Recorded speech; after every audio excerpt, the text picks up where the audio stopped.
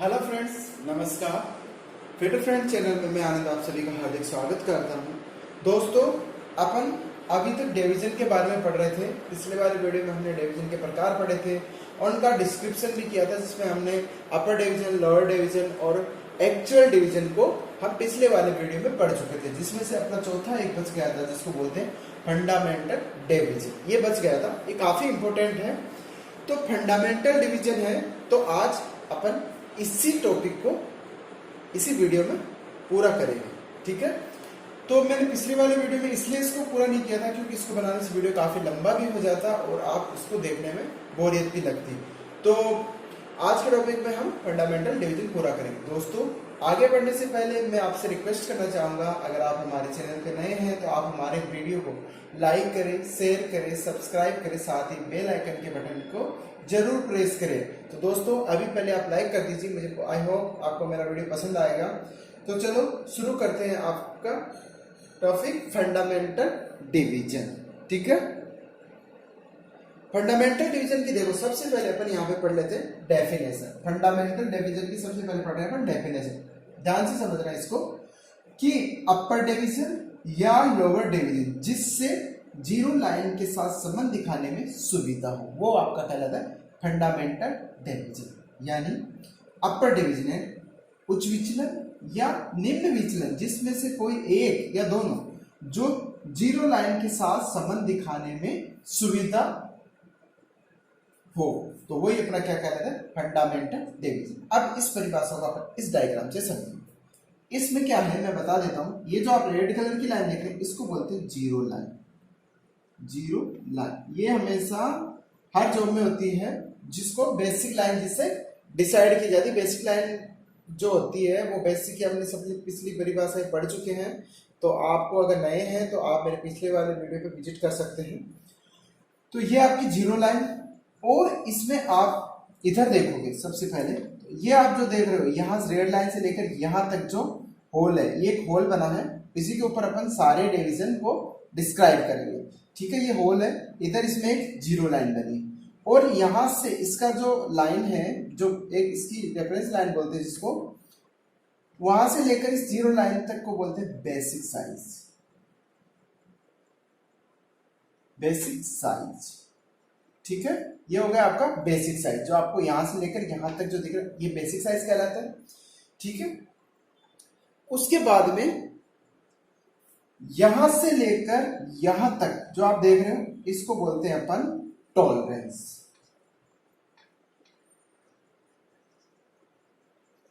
Tolerance, ठीक है। फिर इधर आ जाओ आप। अब इसमें क्या है, जो मैंने अपर डिवीजन और लोअर डिवीजन की परिभाषा पिछले वाली वीडियो में पढ़ाया है कि बेसिक लाइन के साथ बेसिक लाइन से जो उसकी अपर लाइन साइज होती है वो ही इसका क्या कहलाता है अपर डिवीजन। तो ये हो गया आपका अपर डिवीजन।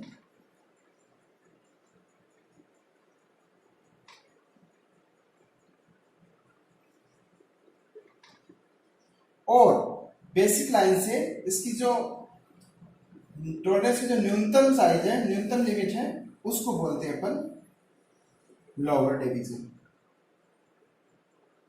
Lower division. अब इसमें एक चीज और बच गई, ये वाली चीज, ये, और इसी को अपन बोलते हैं फंडामेंटल डिवीजन।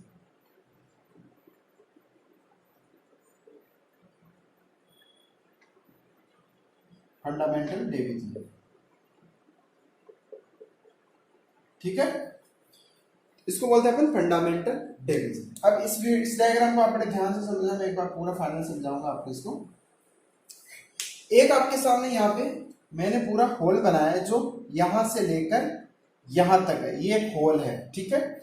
इस होल में क्या होता है, एक रेफरेंस लाइन जिसको जीरो लाइन बोलते हैं दी जाती है, और इसमें एक होल की अपर लिमिट होती है और एक लोअर लिमिट होती है, ठीक है। जो बेसिक लाइन के जो जीरो लाइन के साथ जो उसकी अपर लिमिट होती है, उसका यहां से लेकर यहां तक जो जीरो लाइन के साथ, वो अपर डिवीजन कहलाता है। ये मैंने पिछले वाले वीडियो में बता दी है, आप कंफ्यूज मत होइए। और फिर जीरो लाइन से जो इसकी न्यूनतम लिमिट है होल की, वो उसका लोअर डिवीजन कहलाता है, ठीक है। और इस जीरो लाइन से इसका जो बेस लाइन होती है होल की, जो नीचे वाला एक साइड में, वो आपका कहलाता है बेसिक साइज। इस बेसिक साइज पे सब कुछ निर्धारित किया जाता है। आप मेरे पिछले वाले वीडियो विजिट करना, सब दिखेगा, पता चल जाएगा। और फिर जो इसकी न्यूनतम लिमिट होल की और अधिकतम लिमिट का जो बीच की दूरी है वो हमेशा कहलाता है आपका टॉलरेंस। ठीक है, वो टॉलरेंस कहलाता है। और क्या है, टॉलरेंस हो गए। अब क्या है, मैंने परिभाषा में बताया, आप डिवीजन को समझते फंडामेंटल की अपर डिवीजन और लोअर डिवीजन, यानी कोई दोनों में से एक, या तो अपर डिवीजन ये हो गए या लोअर डिवीजन ये हो गए। इन दोनों में से कोई एक जो इस जीरो लाइन के साथ संबंध दिखाने में सुविधा प्रदान करता हो। तो अपन जब इसमें ये जीरो लाइन है और इसके पास जो है, जो ज्यादा पास है वो ही देखेंगे, तो अपन को यहाँ पे लोअर डिवीजन बिल्कुल पास में दिखाई दे रहा है, तो इसीलिए ये बन गया यहाँ पे फंडामेंटल डिवीजन। इसी को ही फंडामेंटल डिवीजन बोला, यानी इस जीरो लाइन के पास जो सबसे निकटतम होगा वो ही अपर डिवीजन में से या लोअर डिवीजन में से, वो ही इसका क्या कहलाता है, फंडामेंटल डिवीजन कहलाता है। ठीक है, चलो आगे शुरुआत करते हैं। अब हमारे जो ये फंडामेंटल डिवीजन होते हैं, जो फंडामेंटल जो अपने डिवीजन होते हैं, वो BIS system, bureau of Indian standard system, मैंने इसका पूरा नाम पिछले वाले वीडियो में बताया आपको कि bureau of Indian standard system के अनुसार ये 25 फंडामेंटल डिवीजन होते हैं। कितने? 25। याद रखना ये चीज कि 25 फंडामेंटल डिवीजन होते हैं। ठीक है, जो होल के लिए अलग होते हैं और शाफ्ट के लिए अलग होते हैं। इनको हमेशा होल के लिए अंग्रेजी के कैपिटल लेटर से दर्शाते हैं और शाफ्ट के लिए हमेशा अंग्रेजी के स्मॉल लेटर से दर्शाया जाता है। जो टोटल कितने होते हैं? 25 होते हैं, जो मैंने आपको बताया है। ठीक है, इसमें क्या होता है, होल के लिए जो होल होता है उसके लिए हमेशा कैपिटल लेटर, इंग्लिश का कैपिटल लेटर, अल्फाबेट का इंग्लिश के कैपिटल लेटर, याद रखना ये चीज बहुत इंपॉर्टेंट है। और शार्ट के लिए रहता है इंग्लिश के स्मॉल लेटर। ठीक है, कैसे क्या होता है वो मैं बता देता हूं आपको। ये चीज इतनी समझ में आ गई होगी मेरे को लग रहा है आपको, तो अब मुझे इसको इरेज करना पड़ेगा। तो आप ध्यान रखना, BIS सिस्टम के अनुसार फंडामेंटल डिवीजन जो होते हैं वो 25 होते हैं। और जो होल के लिए हमेशा अल्फाबेट होती है, जो ABCD, उसमें हमेशा बड़ी ABCD से, और जो शार्ट होती है उसके लिए छोटी ABCD से इसको दर्शाया जाता है। जब भी अपन किसी ड्राइंग में देखेंगे तो अपन को ये दो अक्षरों में मिलेगा, होल के लिए इंग्लिश के कैपिटल लेटर और शार्ट के लिए इंग्लिश का स्मॉल लेटर। ठीक है, तो चलो अब पता करते हैं कि कौन कौन से होते हैं। तो मैं इसको एक बार इरेज कर रहा हूं क्योंकि उसके लिए जगह चाहिए। याद रखना, BIS सिस्टम ही चलता है अपने इंडिया में और उसी के अकॉर्डिंग ही इसको बनाया जाता है। ठीक है, मैं अभी यहाँ पे उसको नोट करूंगा। तो ABCD के कितने अक्षर होते हैं टोटल? तो अपन एक बार मैं यहाँ पे बता रहा हूँ। देखो, होल के लिए सबसे पहले लिखेंगे अपन, होल के लिए लिखेंगे अपन ABCDEFGHIJKLMNOPQRSTUV और जेड। ये अल्फाबेट अंग्रेजी के अपने पास कितने अक्षर होते हैं? 26 अक्षर होते हैं। कितने अक्षर होते हैं? 26 अक्षर होते हैं। अब इन 26 अक्षरों में से अपन को क्या करना पड़ता है, इसमें से 5 अक्षर को छोड़ दिया जाता है। कितने अक्षरों को? 5 अक्षरों को। वो कौन कौन से 5 अक्षर होते हैं? याद रखना, पहला होता है आपका I, ठीक है, इसको हटा दिया जाता है। फिर होता है L, फिर होता है आपका O, उसके बाद में होता है आपका Q और फिर होता है आपका W। इन 5 अक्षरों को इसमें से हटा दिया जाता है। ठीक है, हटाने के बाद में इसमें क्या करते हैं हम, इसमें नए इन अक्षरों की जगह नए अक्षर जोड़ दिए जाते हैं। तो अपन इनको ऐसे करते हैं, मिटाई देते हैं। ठीक है, ये 5 अक्षर मिटा दिए। कौन कौन से? I, L, O, Q and W. ठीक है, अब इनको अपन मिटा देते हैं।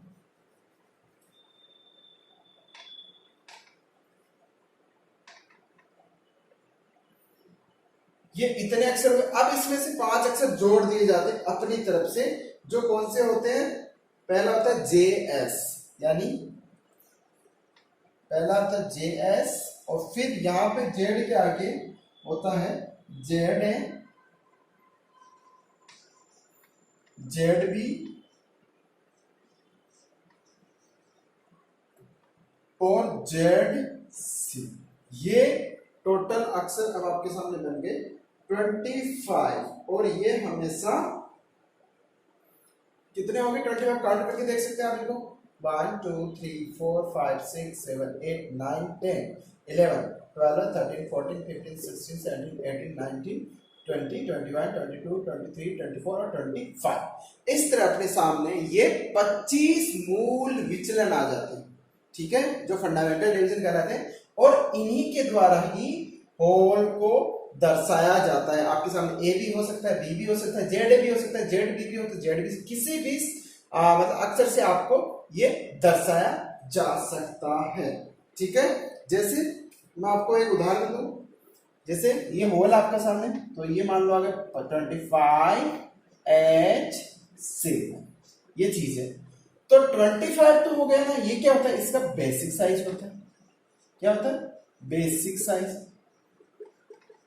और जो H कैपिटल दिख रहा है अपन को, ये इसका होल को दर्शाने के लिए एक यूज किया गया अक्षर, और जो आगे ये होल को दर्शा रहा है। ठीक है, और ये जो 7 दिख रहा है, ये इसका टॉलरेंस कहलाता है। इस तरह इसको दर्शाया जाता है। तो ध्यान रखना, इसमें से 5 अक्षर हटा दिए जाते हैं, जो होता है I, L, O, Q and W. इन 5 अक्षर को इसमें से हटा के ये 4 अक्षर नए जोड़ दिए जाते हैं। इस तरह ये टोटल अपना जो फंडामेंटल बनता है 25 का बनता है, जो होल के लिए हमेशा कैपिटल अक्षरों से ही दर्शाया जाता है। समझ में आया आपको? तो चलो अब पढ़ते हैं शाफ्ट के लिए। इसको मैं इरेज कर रहा हूं, आप इसको वॉच करके इसका स्क्रीनशॉट भी ले सकते हैं। ठीक है, अब अपन पढ़ेंगे शाफ्ट के लिए। ठीक है, जो शाफ्ट होता है उसके लिए मैंने आपको बताया इससे पहले कि उसको इंग्लिश के स्मॉल लेटर अक्षर से दर्शाया जाता है। तो स्मॉल लेटर अक्षर कौन कौन से होते हैं अभी देख लो। वही 5 जो अक्षर है वो उसमें छोड़े जाते हैं, I, L, O, Q, W, and उसकी जगह वही J S, Z A, Z B, Z C इसमें इंक्लूड करके टोटल 25 शाफ्ट के लिए अक्षर को दर्शाया जाता है। तो चलो शुरू करते हैं इसमें। ए, बी, सी, डी, ई, एफ, जी, एच, आई, जे, के, एल को छोड़ दे रहा हूं मैं पहले,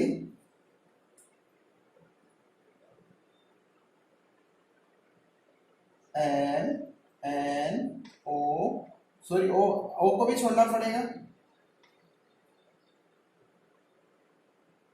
कौन कौन से थे वो 5 अक्षर तो मैंने आपको बताया, वो पहले हम छोड़ देते हैं यहाँ पे। आई, एल, ओ, क्यू, डब्ल्यू, ये 5 अक्षर अपन को यहाँ पे नहीं लिखना, ये आई भी नहीं लिखना है अपन को यहाँ पे।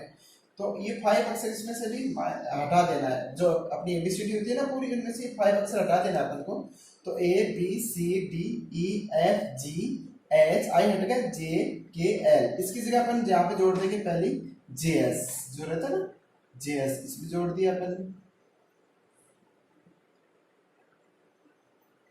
फिर एन, फिर एन, फिर ओ छोड़ दो, फिर पी, फिर क्यू छोड़ दो, R, S, T, U, U, U, Q छोड़ना पड़ेगा, R, S, T, P, Q, T, U, फिर वी, फिर डब्ल्यू छोड़ना अपन को, फिर एक्स, फिर वाई, फिर जेड, ठीक है, फिर जेड ए,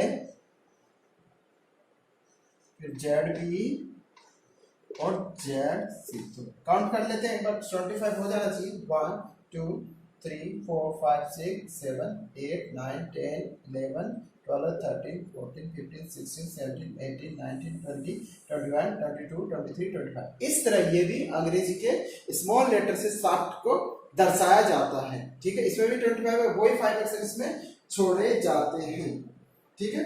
चलो इसको एक उदाहरण से समझते हैं, इसको कैसे दर्शाते हो।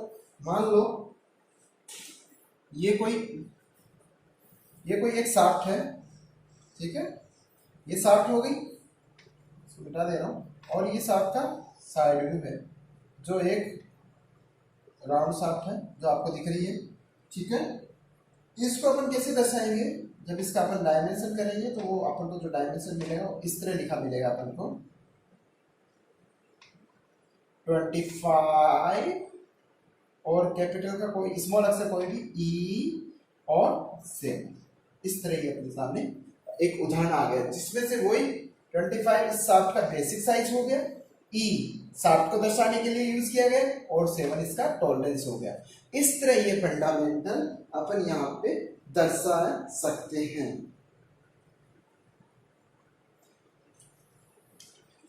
तो दोस्तों मैं आशा करता हूं आपको ये चीज समझ में आ गई होगी।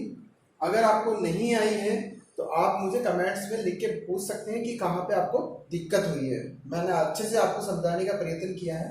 तो दोस्तों आज के फंडामेंटल रिवीजन में बस इतना ही है, और ये चीज आप याद रखने वाली चीजें हैं, तो आपको याद रखना है कि स्मॉल के लिए हमेशा कैपिटल लेटर, और ये 25 फंडामेंटल रिवीजन होते हैं, ये आगे अपन पढ़ेंगे जब टॉलरेंस तभी अपने सामने आएंगे, तो इनको अभी से ही आप अपने दिमाग फिट कर लो।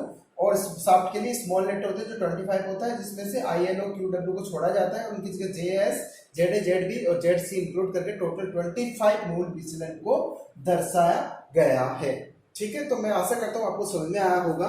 तो दोस्तों आप हमारे चैनल को लाइक करें, शेयर करें, सब्सक्राइब करें, और साथ ही अगले वीडियो के लिए हमारे साथ बने रहने के लिए आप बेल आइकन का नोटिफिकेशन जरूर प्रेस करें, जिससे मैं लेटेस्ट वीडियो आपको सबसे पहले मिलते रहे।